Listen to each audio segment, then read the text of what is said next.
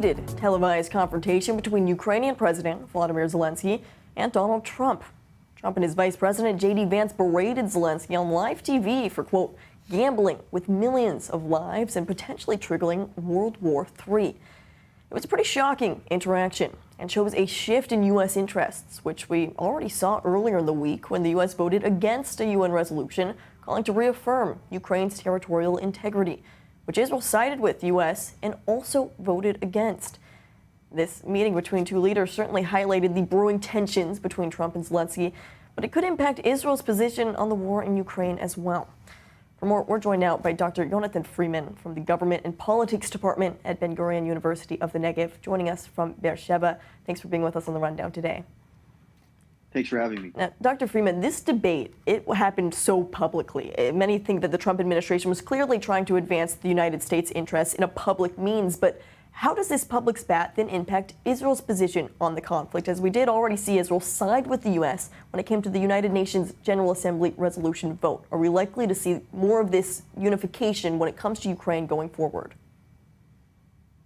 Well, I think generally speaking, when we talk about the UN, I don't remember one resolution that the United States voted against that Israel ever voted for. So I think, first off, that was in line of historical policy when it comes to the UN.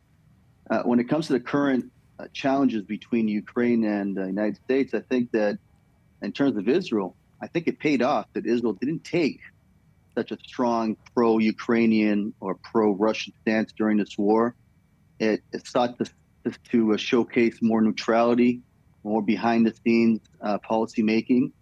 And I think that one of the main reasons is because really Israel needs to follow whatever the United States thinks about this war, in particular because of the strong relationship between Jerusalem and Washington.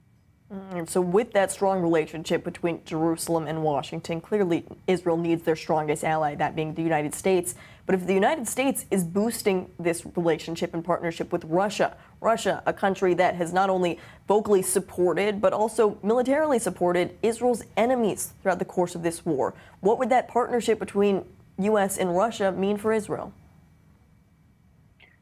Well, I don't think I would call it a partnership. I think it's really a showcase of the reality. The reality is that the United States has given so much to Ukraine for years and has given weapons, has given backing, and there is no end in sight to this war. And on the other hand, there's also fear that if this war continues, this could bring a clash between the Ukraine and NATO, the Russia and NATO because of this war in the Ukraine. And I think that it's also in Israel's interest that this war doesn't expand out of the boundaries of the Ukraine, because in the end, a world war is not just bad news for the United States, it's also bad news for Israel.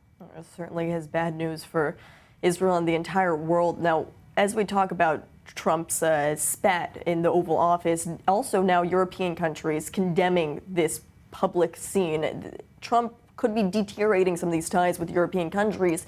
Could that impact Israel's ties, however, with those European countries because of Israel's support for the United States in any way?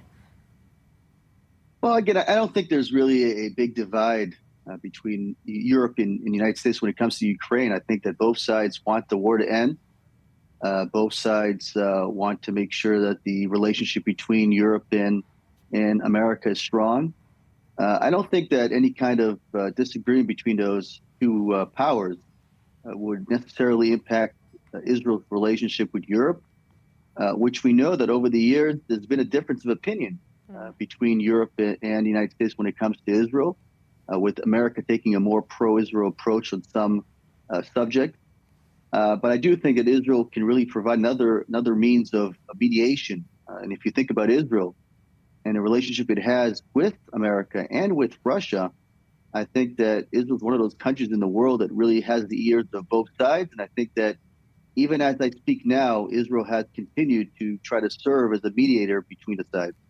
That's an interesting perspective, Dr. Freeman. And so how else could Israel potentially use this to its advantage, even when it comes to some of these European countries in the EU that might rely on the United States for different defense weapons deals? Could some of those EU countries turn to Israel for different weapons shipments? Yes, I think we already see it right now. During these few years, we see that there's been increased in agreement between Europe and Israel, Germany, specifically trying to really import the missile defense system that we have over to Germany.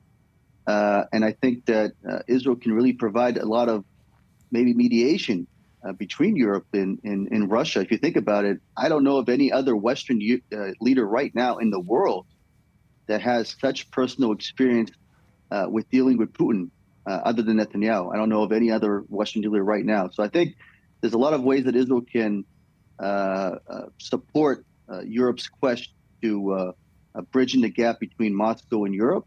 And I think that Israel is doing so as I speak, as I said, during these last few years.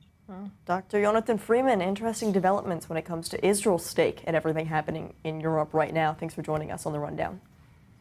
Thank you very much. Now, back here.